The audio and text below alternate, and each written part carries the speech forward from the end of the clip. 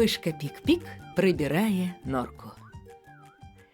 Летам у кватэры, дзе жыла мышка, адбыўся вялікі рамонт. Пік-Пік ледзь перажыла гэтую страшэнную навалу. Цэлы тыдзень у доме пахла фарбамі, тупалі незнаёмыя людзі, мэблю перасоўвалі з месца на месца. Асабліва цяжка было прабірацца на кухню. Але ўрэшце ўсё скончылася, і кватэра зрабілася вельмі прыгожай. Падлога блішчыць, столь бялюсенькая, на сценах новыя шпалеры. Пахадзіла мышка па абноўленых пакоях, пазайздросціла гаспадарам, вярнулася ў сваю норку і ледзь не заплакала. Якое, аказваецца, бруднае і неўладкаванае яе жытло. Усё шэрае, пыльнае, на падлозе тоўсты слой смецця, абгрызкі, шалупінне семачак, цукерачныя абгорткі, шматкі газет. З усяе мэблі толькі ложак, цукерачная коробка. Нічога не зробіш, давядзецца прыбіраць. Ніколі раней на гэты сумны занятак мышка часу не марнавала.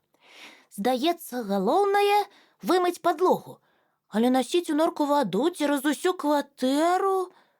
Калі мышка не ідзе па ваду, вада сама павінна прыйсці да мышкі, мудра падумала Пік-Пік.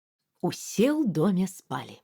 Мышка збегала на кухню і ў лазенку, адвярнула краны і, паназіраўшы, як вада запаўняе ванную мыйку, пайшла спаць. Прачнулася Пік-Пік ад холаду, расплюшчыла вочы і ўбачыла над сабой столь, якая чамусьці хісталася.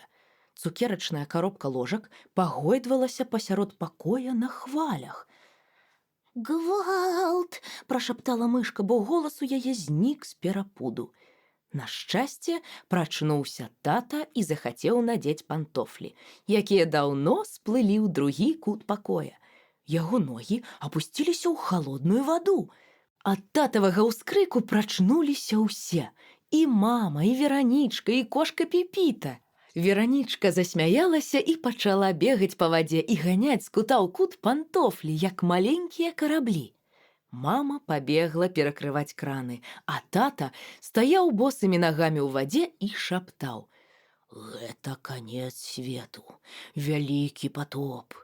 Між тым мама перакрыла краны і сабрала анучай з падлогі ваду. Пантофлі і мышчын ложак перасталі пагойдвацца на хвалях, але кватэра не была больш такой чыстай і прыгожай.